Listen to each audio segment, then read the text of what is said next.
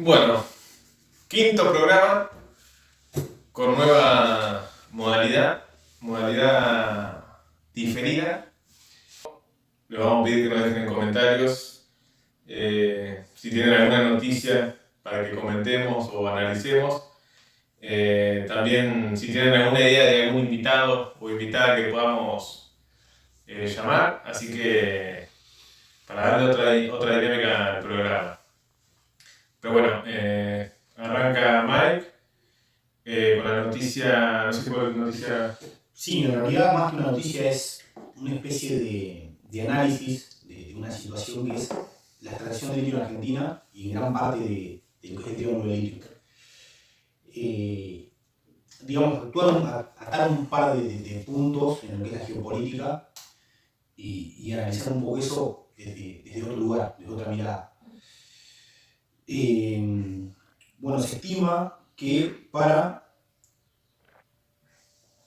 este año, o el impulso del litio de las exportaciones, va a rozar los 9.000 millones de dólares. Esto lo que dice es que uno de cada 10 dólares que exporte la Argentina va a ser de la minería de... ¿Dice esa noticia? Exactamente. La realidad es que yo quería analizar de otro lugar, de otra mirada, porque en cierto sentido esto tiene mucho que ver con las políticas actuales, no solamente a nivel nacional, sino a nivel de lo que son los países que están dentro del triángulo hídrico, como Bolivia y como Chile. Igualmente es un parámetro, digamos, que hemos visto en gran parte de Latinoamérica, que es como las derechas han ido ganando terreno sobre los gobiernos de índole nacional o índole populista, en cierto sentido. Sí. Con un poco, que pretendieron un poco de soberanía, digamos. Exactamente. Yo lo veo mucho, y esto no sé si es algo exagerado o no, porque se lo tiene que ver o observar una mirada quirúrgica con el Plan Cóndor que fue o que estuvo diseñado durante la década del 70. Es decir, que en gran parte de Latinoamérica hubo un diseño geopolítico que se coronó desde Washington, donde ya sabemos que la moneda de cambio era los golpes de Estado. Hoy por hoy yo creo que no se necesita sacar tanques a la calle, digamos, para alinear una región, sino que el objetivo es tratar de frenar cualquier tipo de soberanía nacional. Como lo hacen, hay grandes fondos de inversión que manejan la inteligencia, porque es mucho más barato financiar algoritmos que dictadores. A esto, con esa mirada, quiero encarar yo este análisis de lo que es la noticia. Sí, de la dominación cultural digital en este caso. Exactamente. Yo creo que estos procesos políticos de la Argentina, Chile, Bolivia, y más allá del nombre propio del presidente, tan turno, en cierto sentido se conllevan con el triángulo hídrico. Que, digamos, en el capitalismo global se lo llama el petróleo blanco. Esto es mirar para que vean lo importante que es a nivel estrategia geopolítica, digamos, más del 50% del litio del planeta está acá. Y ese mineral es el que se hace, o que se va a usar a futuro para los autos eléctricos, que hay una gran, o que está creciendo la demanda, para las baterías de los celulares, para baterías de las computadoras. Es un mineral que es importantísimo a futuro. Yo creo que Estados Unidos, de alguna manera, lo que quiere hacer es asegurarse para el futuro este mineral tan importante. Sí, de hecho, el otro día estaba viendo una curva de venta de autos eléctricos. ¿Cómo se llama? B larga Y D. No me acuerdo cómo se llama la marca, pero esa es la abreviación. Los autos eléctricos chinos, sí, que se lo están comiendo a todos, sobre todo por el precio y la calidad. Pero sí, el litio es fundamental para hacer la batería de ese tipo de autos, por ejemplo. No, totalmente. Y tampoco es, porque se puede decir, lo que analizamos, lo que decimos es una teoría conspiranoica, no, de ninguna manera. una de las generales que estaba Richardson hace un tiempo, frente a los legisladores norteamericanos, declaró textualmente,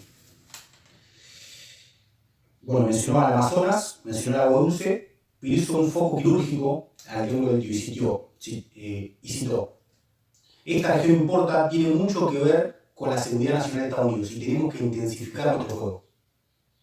Es decir, ahí automáticamente... vos sos la jefa de la flota... Exactamente. Del Comando Sur, sí. Sí, lo que pasa es que antes más o menos simulaban, pero ahora en el siglo XXI ya que no simulan.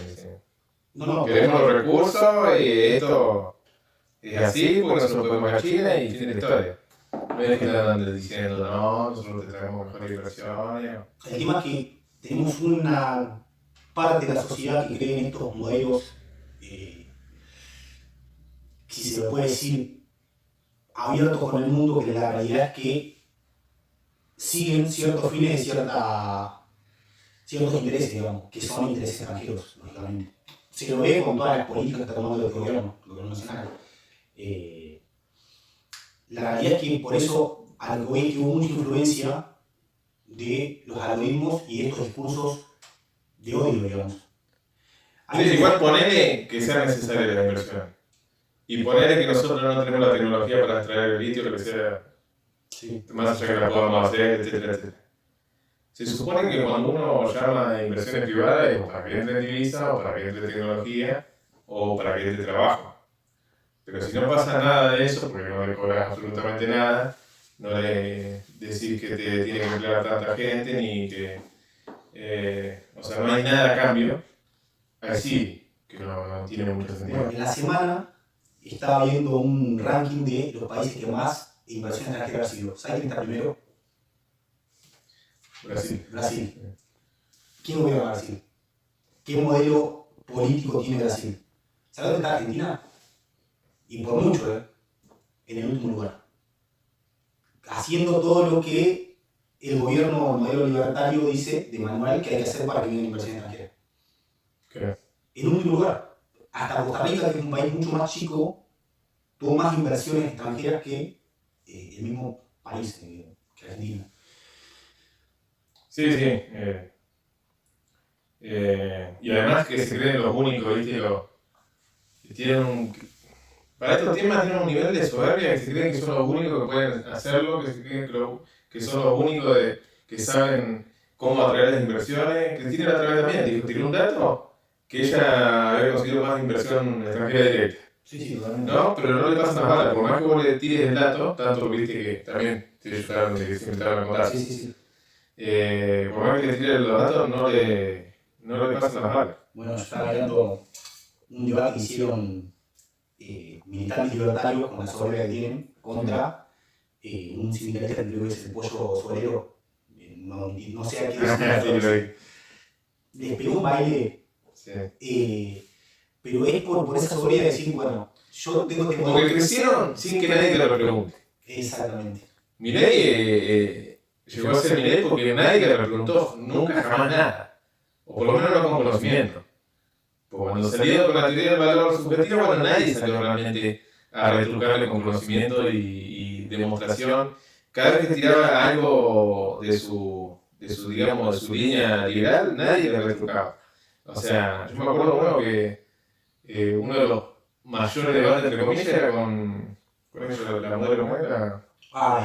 Sí, con Sol Pérez, o sea. Fíjate que fue un panelista no especializado que tenía que asumir el rol de preguntar, porque los periodistas no... ¿Y cómo la conseguía? Sí, además la atacó. Pero los periodistas, que no sé si es el rol tampoco, ahora feliz día del periodista que justo hoy estamos hablando. Sí.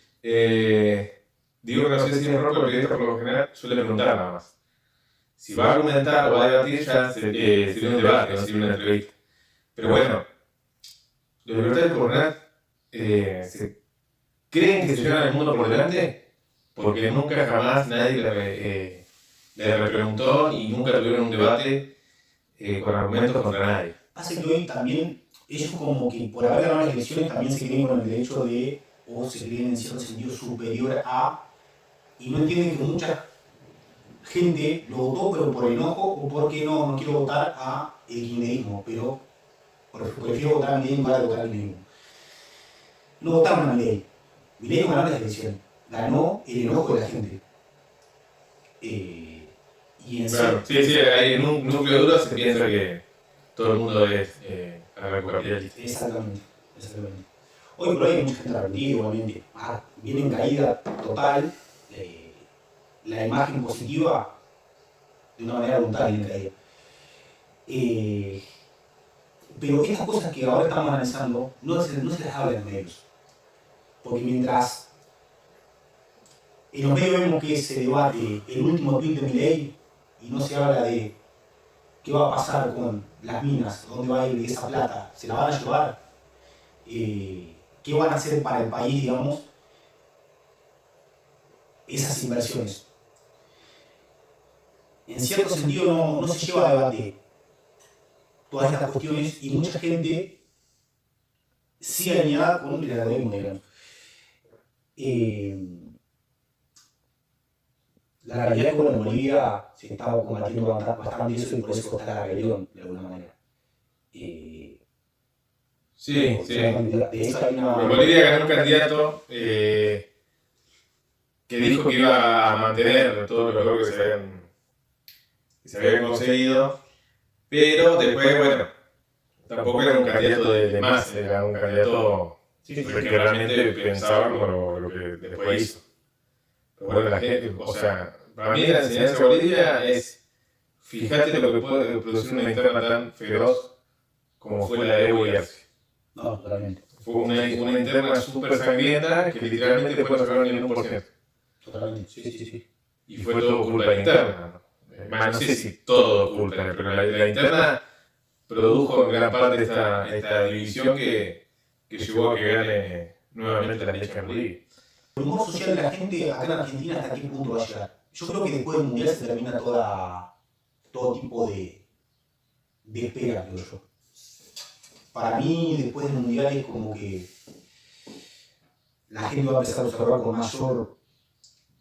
Sí, el problema, supongamos que llegue o no llegue. El problema es que surge después, porque ahora lo que decíamos el otro día, el que le está pegando mucho es justamente el grupo Clarín, la gente que maneja Macri. Hay Bullrich esta semana también hizo la anuncio, eso lo van a saltar el puente de vuelta. Van a quedar parados, o sea, no es que va a salir lamentablemente la gran revolución de una posible caída de Milei. Van a seguir ellos. El establishment, el que siempre tiene el poder. Por eso es importante no quedarse en la mera denuncia o en la mera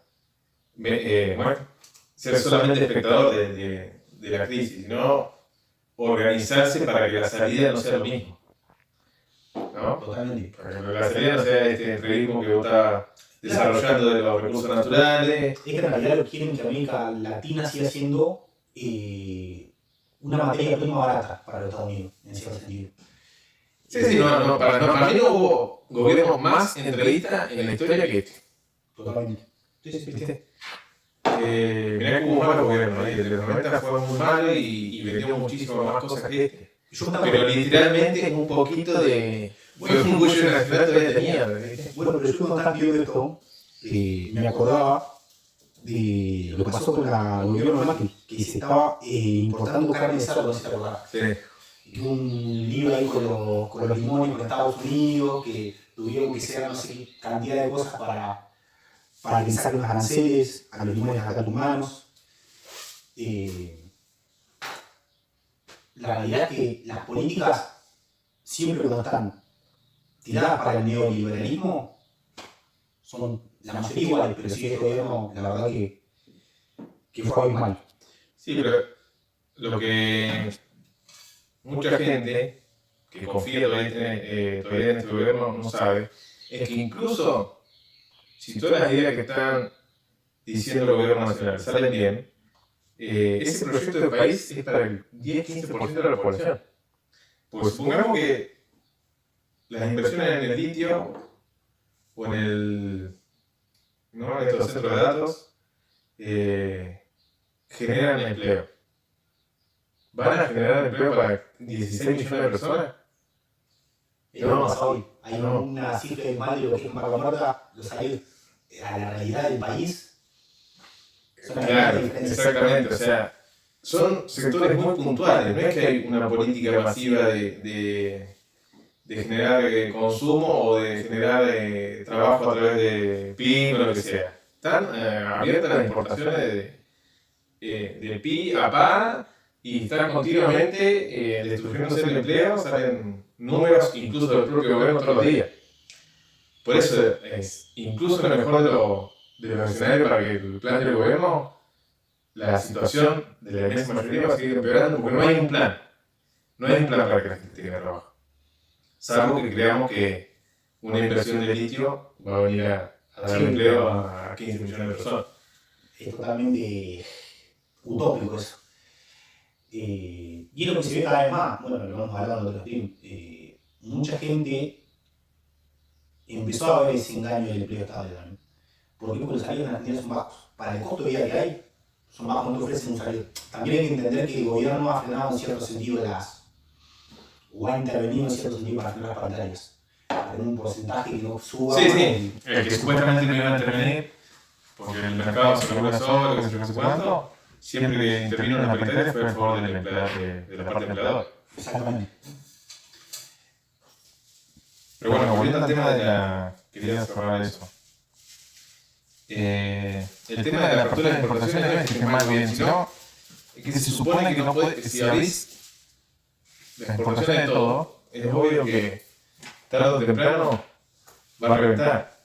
Y pasa que no están... Un recordatorio importante porque muchos que confían todavía en el gobierno, incluso el propio gobierno, se creen que el tema de la inflación, que sigue siendo alta, es determinante para que renueve, ¿no? O para decir que está todo bien. Cuando en el 2001 reventó todo, hacía 10 años que no había inflación. Hacía 10 años que no había inflación y sin embargo reventó todo. No es el único medidor social que sirve o que es determinante. ¿Qué pasa con Zimbabue? Zimbabue tiene el PBI per cápita igual a los países del primer mundo. Sin embargo, cuando vos analizás cuánta pobreza hay en Zimbabue, claro. Entonces es incomparable. O sea, el número de Excel es perfecto, pero después cuando llega a la realidad es totalmente distinto. Sí. Y hablando de eso, porque repiten el discurso de inflación cero, es peligrosísima. La inflación cero, porque significa que la economía está frenada, o sea, no tenés movimiento económico. Inflación, digamos, segura o a nivel estable tiene que ser del 1,2 al 2% de inflación.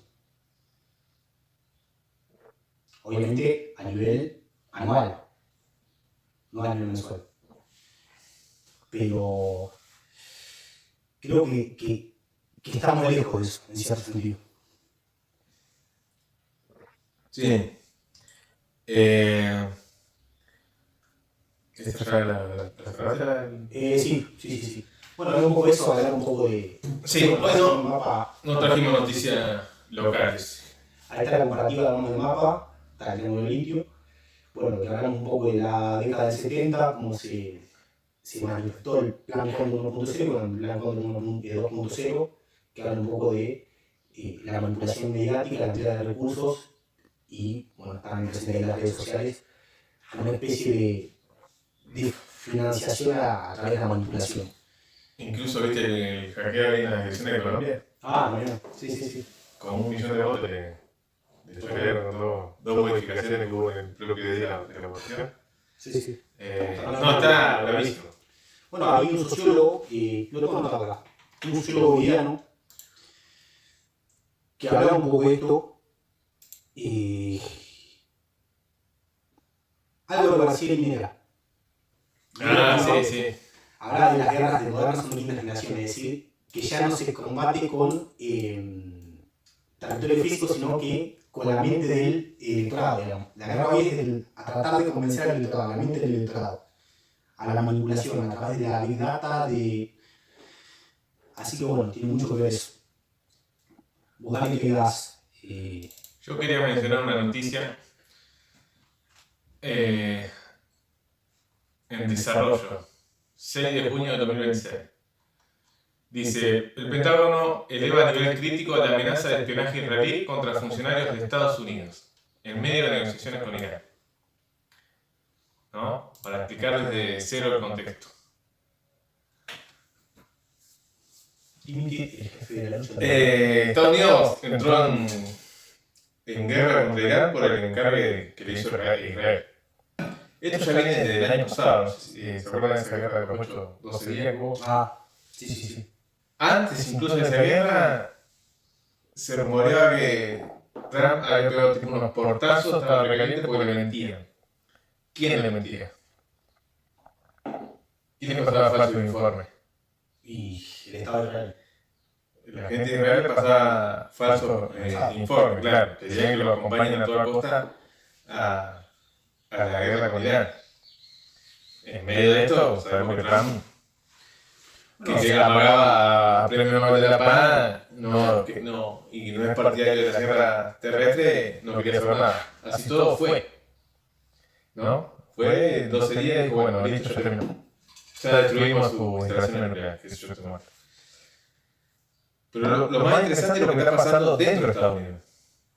Desde aquella época hasta ahora, que también continuó la guerra este año, empezaron a purgar a los generales de Estados Unidos. Incluso es como si acá, digamos, no sé, renuncia Santiago Caputo, una cosa así. Claro. Sí. Joe Ken, el jefe máximo de contrainteligencia de Estados Unidos, renunció. Es más, que es del riñón de Trump, no es de un zurdo. Es del riñón de Trump, del militante de primera hora, que yo no sé cuánto, renunció diciendo que, ¿cómo es? Que Irán no representaba ninguna amenaza para la seguridad de Estados Unidos. Y que estaban en guerra contra Irán por el encargo de Israel. Bueno, pasa que también esto viene con otros países también. Hubo otros países también, otros ejemplos, que no tenían. O sea, no había problemas de seguridad con Estados Unidos, pero sin embargo invadieron, como por ejemplo el caso de Irak, Afganistán.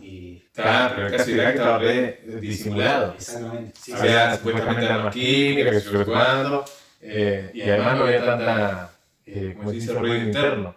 Acá la gente de la mano derecha del propio Trump dice, che, yo me voy porque esto nada que ver. Nos están llevando a un conflicto que es de otro país. Y por eso el Pentágono eleva, ahora que están en esta tregua, en esta negociación de paz, lo que sea, la mayor alerta no viene de posibilidad, de posibilidades terroristas, no.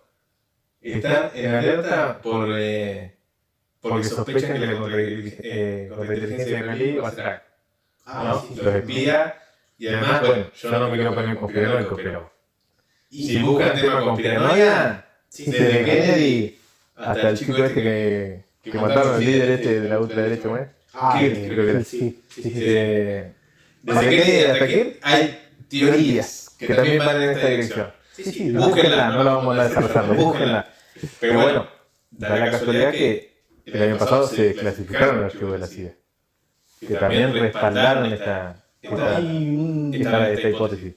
Una teoría conspiranoica que dice que supuestamente Jeffrey Epstein era un agente de Mossad. Por eso no es conspiranoia, eso está probado. ¿Está probado que Sí, el tema es así, Israel en general. Y de hecho una de las hipótesis es que lo están extorsionando a Trump con un archivo para que vaya a bancar la guerra contra Irán.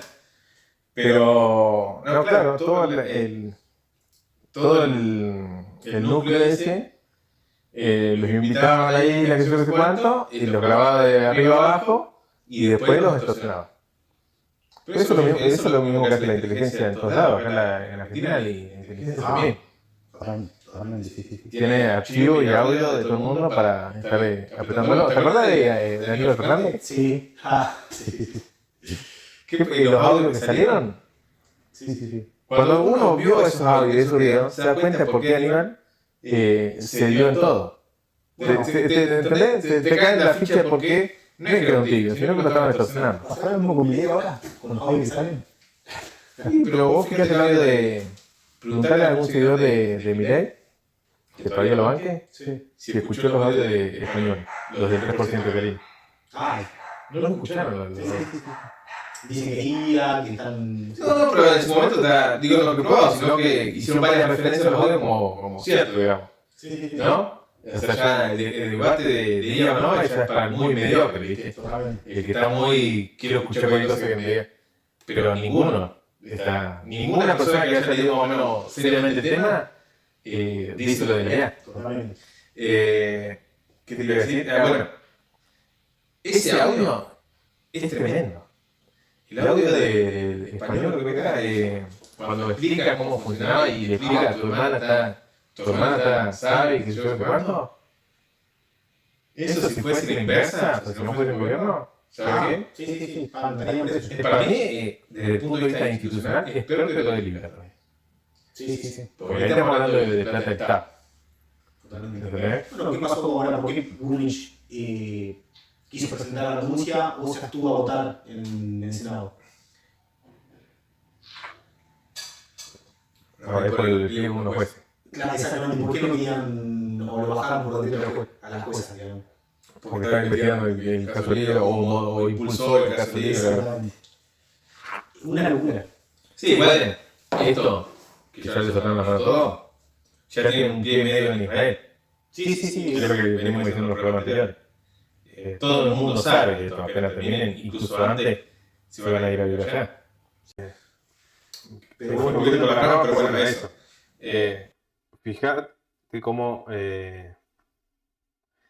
los propios Estados Unidos están en alerta máxima porque saben que se dieron cuenta que los terroristas no eran los supuestos terroristas. Bueno, los terroristas son sus propios aliados. Bueno, esto quería mencionar esa noticia. Y después, bueno, localmente, ¿Algo local argentino o a nivel nacional o a nivel municipal? Bueno, me invitaste al evento, vamos a tener un evento. ¿Cuándo es, Ale? ¿El jueves? hay un evento, sí. Creo que era el 10 de junio. Me parece que el 10 de junio.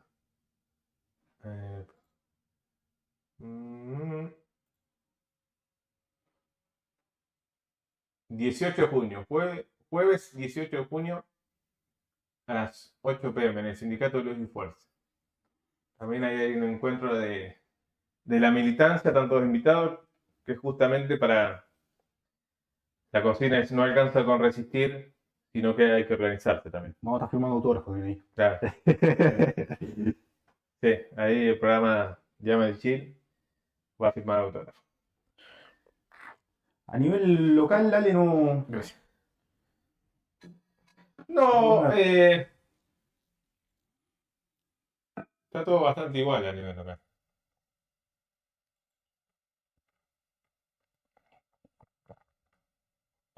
Bueno, hay unas internas, pero hay en el oficialismo que no llegó a ser interna porque ya se... Y está resuelto prácticamente. Claro, Igual. ya se resolvió medianamente.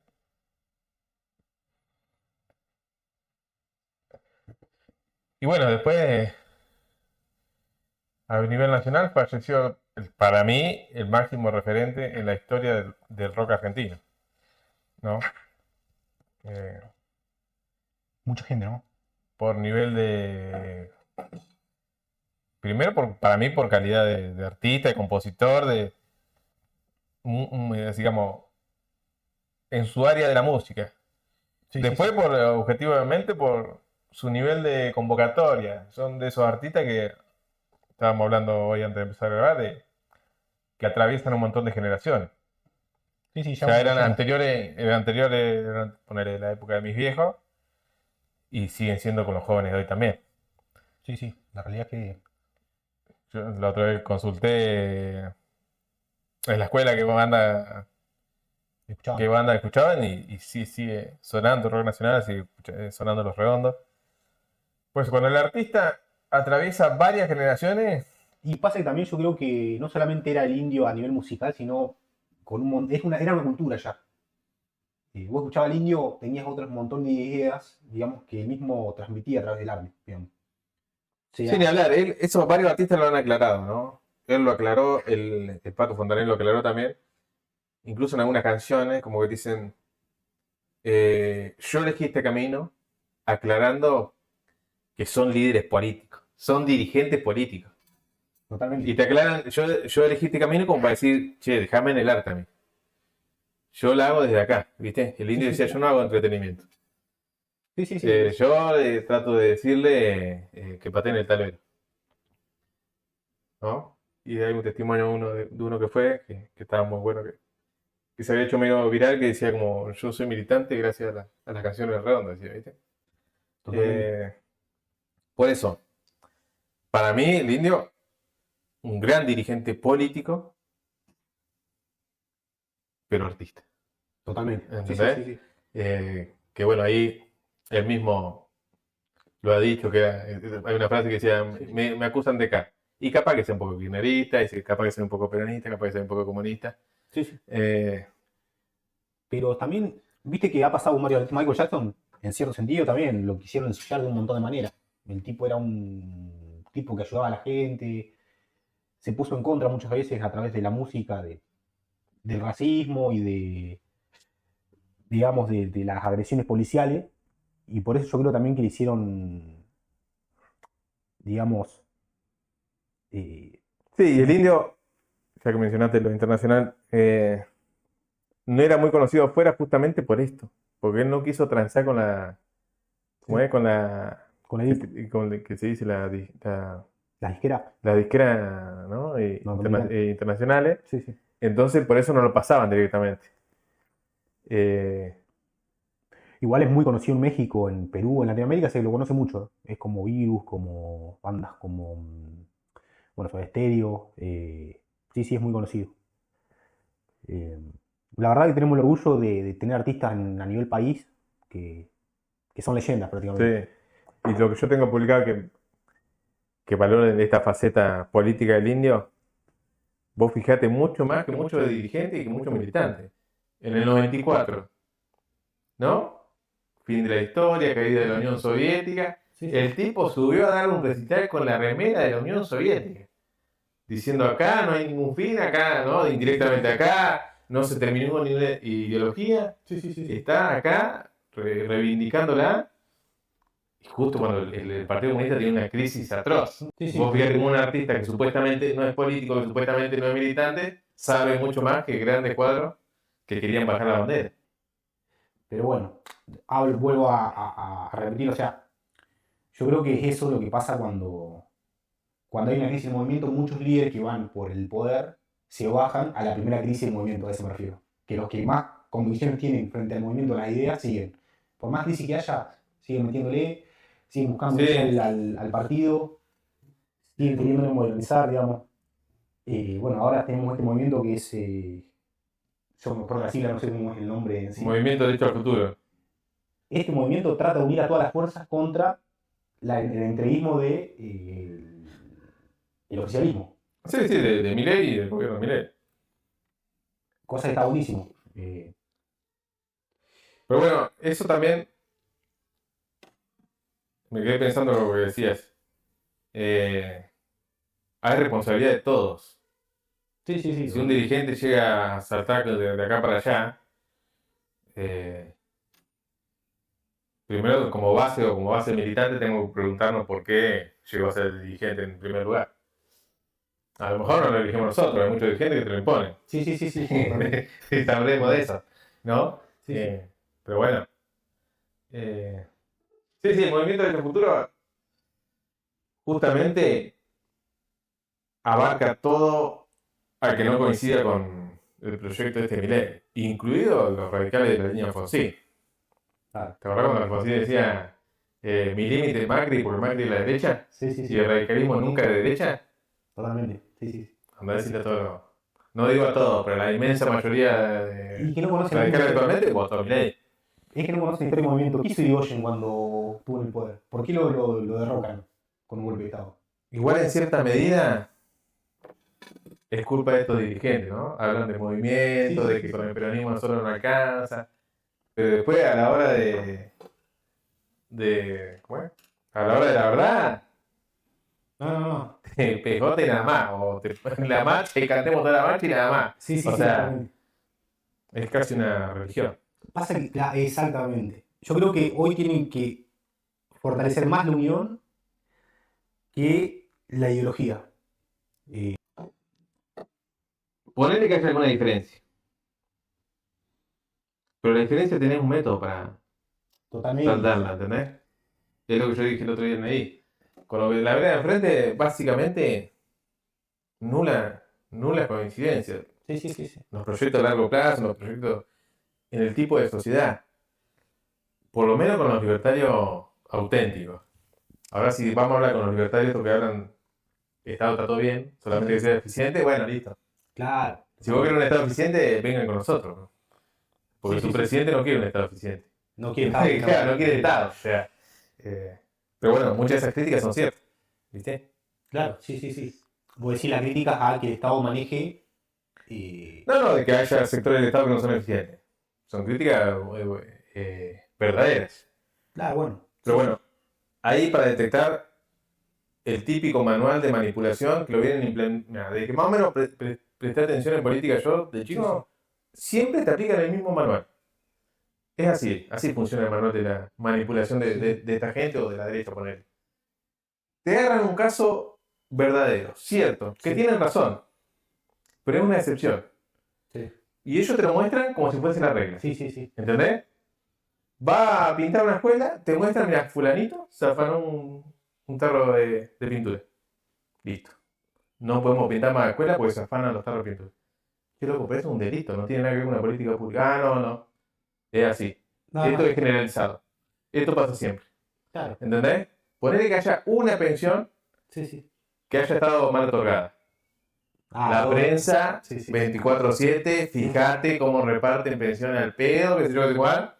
Listo. Por más que sea la excepción, o los menores casos, que sé yo, cuánto. Listo. ¿Entendés? Te dicen, no, bueno, todo el sistema previsional no sirve. Bueno, el otro día estaba viendo de Galperín, estaba viendo en Uruguay.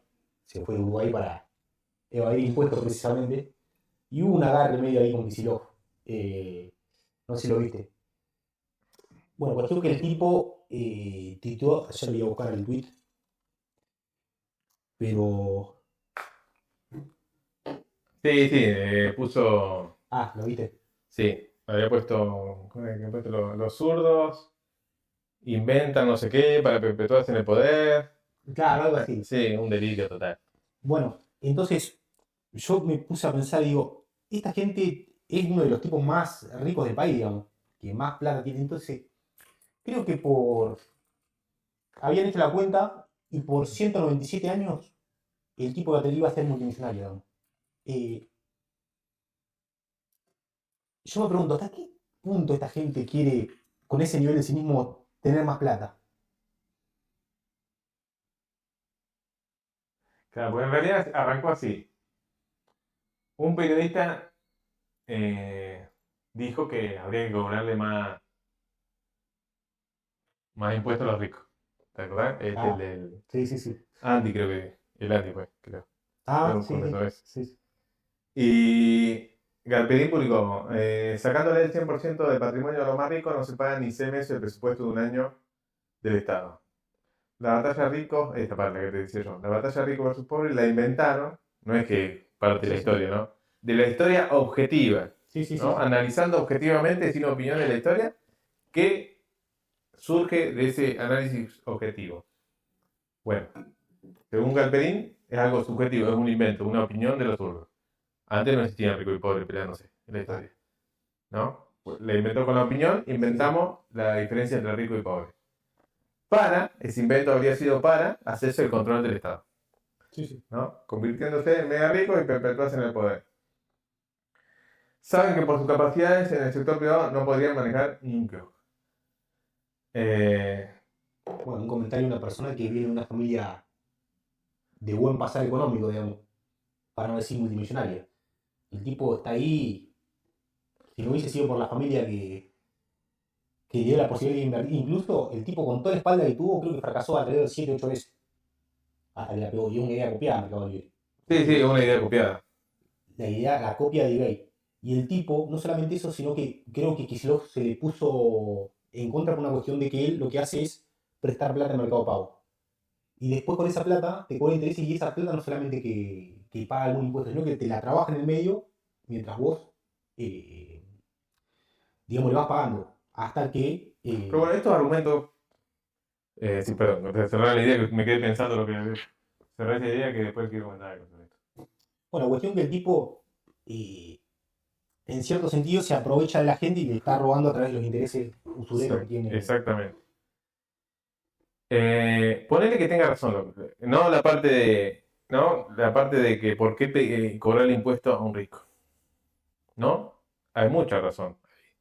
O sea, es un argumento fuerte. ¿Entendés? Sí, sí. Lo que nunca analizan en profundidad, y por eso los libertarios se creen los dueños de la verdad, porque nadie le retruca esto desde un punto de vista marxista, por ejemplo. Claro. Totalmente. ¿Entendés? Porque el 115% de los medios nuestros, ¿no? Sí, sí. Son del peronismo que dice, qué perfecto el capitalismo. Sí, sí, sí. Bueno, no, ni yanqui ni marxista. Mirá, Entonces no pueden salir con estos argumentos. El problema es que por suerte nosotros como marxistas podemos decir un argumento sólido en contra. sí, sí, sí, sí. Qué lástima que otros no tengan ese argumento fuerte. Pero bueno, el argumento es, ¿con qué legitimidad vos te hiciste tu fortuna? Porque si estamos hablando de, ¿cómo es? De hacerse rico, o sea, que ahí supuestamente un zurdo quiere hacerse con el control del Estado, ¿no? Y hacerse rico con el laburo de otros, que supuestamente Galperín sería que labura. Sí, sí. Lo que está describiendo ahí es el método de la plusvalía, por ejemplo. Totalmente. Sí, sí. ¿No? A lo mejor los ricos esos se hicieron ricos quedándose con el laburo de otros. O con, ¿cómo es que sí? Subvenciones de impuestos. O con una postura extorsiva y monopólica. Y pasen también. ¿No? Porque él, cuando vos recién mencionabas los créditos usurarios, Claro. en la Edad Media te cortaban la cabeza si Sí, sí, el sí. crédito superaba el 5%. Sí, sí. Ahora estamos hablando de créditos de 150%. No, no, es una locura. Sí, sí. ¿Entendés? Es una usura y que históricamente fue un delito. Entonces, además, ¿con qué estructura vos hiciste la fortuna que tenés? ¿La pagaste vos la estructura del Estado o la pagó la gente, la estructura del Estado? No, no, totalmente. ¿Entendés? Los caminos, los técnicos, los trabajadores donde se formaron, Exactamente. ¿entendés? Se formaron en qué educación se formaron. Vamos a analizar todo. Sí, sí. ¿Por qué alguien que tiene fortuna tiene esa fortuna? Y no solamente, ¿por qué me cobran impuesto a mí? Sí, sí, sí, ¿Entendés? totalmente. Porque si va a la lógica de por qué le cobrar impuesto al que trabaja, yo estoy en contra de cobrar impuesto al que labure. La pregunta de acá, ¿qué te hace pensar a vos que te labure? Bueno, Marx decía, ¿Entendés? El que menos labura es Galperín. Marx decía, el que trabaja no gana y el que no trabaja gana. Y lo dijo en una entrevista, digamos. Por eso. Tenemos que empezar, o sea, a mí yo encantado de ir a debatir a fondo cada tema. Sí, sí, Pero sí. tenemos que llegar incluso a la legitimidad sobre los recursos naturales. No, no, O sea, totalmente. ¿por qué vamos a estar tolerando, ¿no? Lo que pensamos que tenemos una sola vida, en que hay una persona dueña de todo? O sea, que me dice, mira, vos por el aire que tenés, pagame. Bueno, Porque yo digo que es mío. yo por ahí debate, Eh, me he puesto a debatir en redes sociales. En un momento yo tengo el pensamiento de que las tierras tienen que pertenecer al Estado. El Estado te presta por 100 años, pero vos no podés comprar tierra. ¿Por qué? Porque estoy en contra de la acumulación de tierra. No sé, había un video de una persona que había usurpado un terreno y yo hice un comentario de decir esto, es decir, cómo normalizamos que la tierra sea de un privado y en algún momento vamos a llegar a normalizar lo que es el aire, que el aire sea de alguien y que te cobre es que vos le decís y te dice, no, o sea, te lo justifican, dice, se va por la tangente que dice que no se puede embotellar. Pero si no, estaría bien que se embotelle. Exactamente, exactamente. Y bueno, ¿sabés la cantidad de gente que me salió a atacar? Con la idea de no, porque entonces vamos a tu casa a vivir o esa. Claro, esa es otra cosa. Yo hablé de recursos naturales, no hablé de recurso natural trabajado, como puede ser la tierra trabajada. Claro, Por lo exactamente. general, históricamente la consigna de la izquierda fue la tierra para que la trabaja. O Sí, sea, sí, vos sí. trabajás la tierra, perfecto, quédatela, Sí, ¿entendés? sí, sí. Pero porque producir riqueza, que para eso está la tierra. Sí, sí. La extracción lo mismo. Hoy hablamos del litio. Nosotros lo tenés el litio ahí al pedo. ¿No? Es un recurso natural que en su estado natural Sí, sí. no sirve para ningún progreso, lo que sea. Sí. Vos lo extraes, está bien, te da derecho a la extracción, porque lo trajiste vos. Sí, sí. Pero de ahí a creerte dueño del recurso natural es otra cosa. Exactamente. Es como querer ser dueño del agua. Además son bienes no fabricables, no es que vos vas a una fábrica y fabricás, qué sé yo, tierra o... Claro, no lo fabricaron. Entonces vos me decís, bueno, la batería, bueno, sí, la batería sí es tuya, pero hiciste vos, con un recurso natural. Sí, sí. ¿No? Por eso, se quedan, son argumentos fuertes porque nadie los profundiza. Bueno, en la semana... Nadie los profundiza desde una óptica, ¿no? Marxista, si se quiere. Porque si lo vas a profundizar en una óptica marxista, pierde por todos lados. No, totalmente. Vos sabés que la semana estaba hablando un amigo, es un amigo muy de derecha, digamos, muy libertario. Y me dijo algo que primero me descolocó por la falta de conocimiento y cómo han manipulado con eso.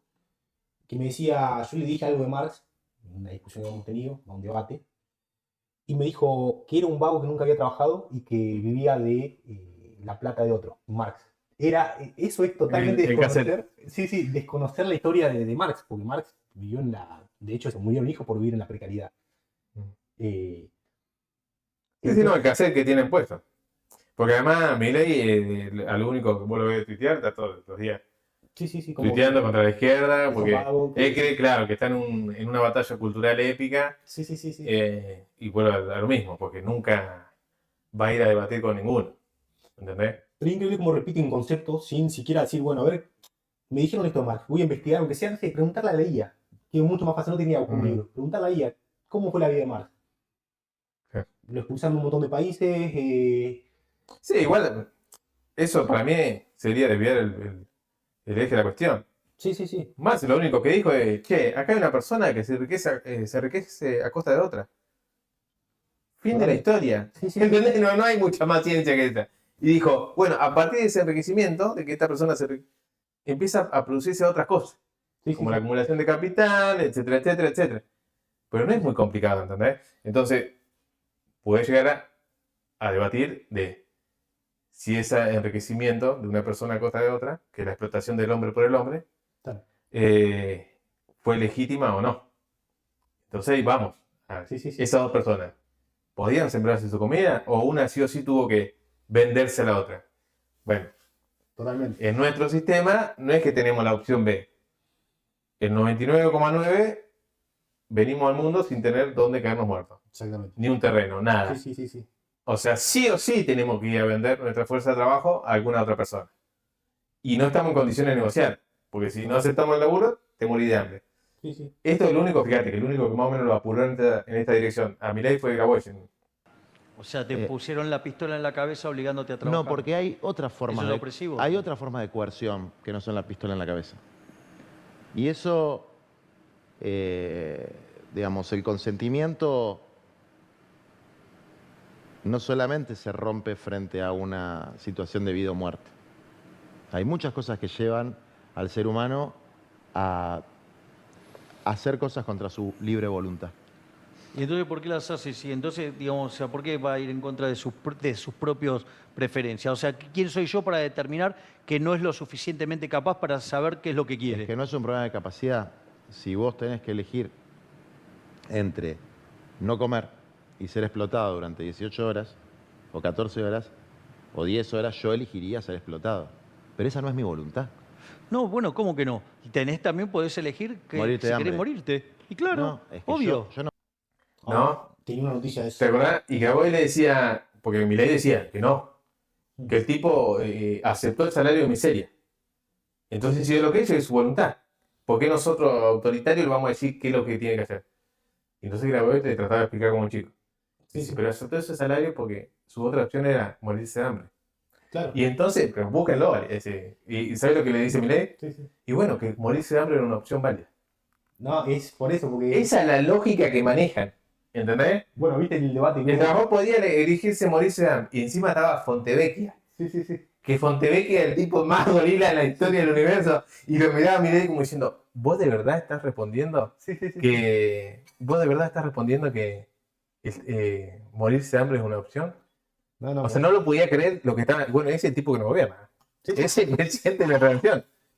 Y es querer imponer esa subjetiva a otro. Javier, ¿vos sinceramente defendés el derecho a morirse de hambre? A Sinceramente. ver, cada uno puede hacer de su vida lo que Por se eso, le dé pero la vos gana. sinceramente. ¿Por qué, digamos, o sea, pero por qué vos me querés imponer, digamos, la preferencia de X? ¿Por qué me querés imponer No, tu porque preferencia? nadie Pasa puede que la- tener como preferencia morirse de No, hambre. no, es que...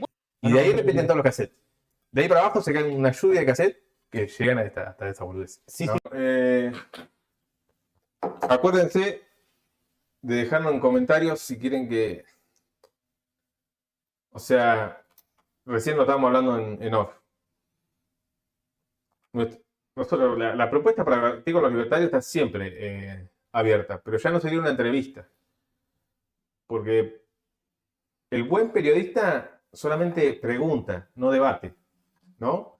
Entonces, en calidad de que podríamos invitar a alguien. Si es para entrevistarlo, no podemos debatirle. Y si no, organizar un debate, que también es, yo ya lo he dicho, esta creo que es la sexta vez que lo digo, siempre disponible para debatir con los libertarios. Pero bueno, déjenos un comentario o alguna noticia que quieren que analicemos o que comentemos. No sé si quedó algo, si nos fuimos por la rama y si nos quedó algo, no. No, yo creo que está. No, bueno, esto lo de Galperín es literalmente un tuit de falacias. Porque primero tiene un dato que anda a corroborarlo a la. ¿no? Sí. Que tampoco nadie está proponiendo, vamos a dar los argumentos socialdemócratas, ¿no? Claro, sí. Nadie está diciendo que los ricos tengan que pagar el 100% de Sí. impuestos. Es más, si yo fuese muy multimillonario, pagaría el 1%, ¿o no? ¿Vos pagarías el 1% ¿De impuestos? de impuestos? ¿El 1%? Sí. Sí. Es plata que en realidad es a costa del trabajador, digamos, y es algo que te va a volver, no es que algo que no vuelve. Te vuelve en camino. Por eso, y te dicen, no, pero vos decís eso porque no sos millonario. Yo pagamos impuestos nosotros. Yo pago impuestos patente, impuesto inmobiliario, bueno, el IVA que pagamos todo, ingreso bruto, y son impuestos, no estoy hablando de servicios. Sí. La luz es otra cosa, los servicios son otra cosa. Impuestos. Yo los pago los impuestos. Y bien que cobra la patente, la provincia. Cobra bien cobrar. Ahora, si yo fuese muy multimillonario, pero además ya existen muy multimillonarios que están hablando de eso. Sí. Esto ya lo mencionamos una vuelta. Busquen en internet, Bill Gates quería que todos los supermillonarios donen la mitad de su fortuna. Él, que es muy millonario, Sí. estaba ofreciendo la mitad de su fortuna. Así que no es que los millonarios no quieren pagar impuestos. No. Galperín no quiere pagar impuestos, que es otra cosa. Y además, quiero cerrar eso, nadie está hablando de que tengan que poner 100% de su patrimonio. Pero bueno, en cierta medida está reconociendo que la riqueza la generan los trabajadores. Bueno, esto, la batalla rica versus pobre es una invento de los zurdos. La verdad que si es un invento está bastante respaldado por la evidencia empírica e histórica de la historia de la humanidad. Un invento bastante raro. Y después de eso hay un poco de antipolítica. De que los dirigentes zurdos se convierten en mega ricos. Y Adorno. Ahí, viste que la antipolítica enciende siempre fácil y es una base fuerte de Milei. Se lo han hecho con Fidel, lo han dicho siempre. Ahora, cuando secuestraron a Maduro, también habían inventado una pelotudez de que tenía el oro no sé en dónde. Demonizan, digamos, a los movimientos populares. Claro. Van en contra de los intereses, digamos, de los multimillonarios. Para mí, Pero ¿por qué el que apunta para ese coso, no quiero ofender a nadie, por suerte no estamos hablando contra nadie, pero lo que apunta para ese lado, cargan con un nivel de mediocridad y de ignorancia Sí. atroz. Totalmente. Más allá, estoy tratando de pensar, pero no se me ocurre un caso. Un caso de De que vos decís que hay algún dirigente de izquierda sea mega rico. Además, no que sea mega rico, que se haya hecho mega rico estando cuando llegó al poder. No. sea, Cristina ya era rica de antes, ¿no? Cuando llegó al poder. Sí. Cristina ganó 3 juicios por enriquecimiento ilícito. ¿Vos sabías? Ganó 3 juicios por enriquecimiento ilícito. ¿Y por qué lo ganó? Porque podía demostrar de pie a pa cómo hizo su fortuna. Claro, sí. Néstor era el de la familia de Plata, fueron al sur, tenían grandes empresas, ellos eran los abogados de grandes empresas, y la hicieron. O sea, no es que hicieron tanta plata, pero la hicieron la plata. Sí. O O sea que ya tenían plata antes. Y después no se me ocurre, pero bueno. Déjenme en los comentarios qué mega rico zurdo se hizo. Sí, qué mega rico zurdo se hizo rico en el. Lo analizamos la Que semana puede que viene. haber, no lo estoy descartando, pero yo a mí no se me ocurre ninguno. Bueno, quinto programa, este va a estar grabado. Y como Va a cosa quedar en buena calidad, únicamente en el canal de la YT, no lo quiero mencionar por las dudas. sí, sí, sí. Ahí va a estar en buena calidad. Y de ahí, bueno, capaz que todos los programas van a quedar grabados solamente en ese canal. Después vamos a poner algunos clips en las otras redes. Pero bueno, síganos en nuestras redes también. Bueno, nos vemos la semana que viene. Nos vemos.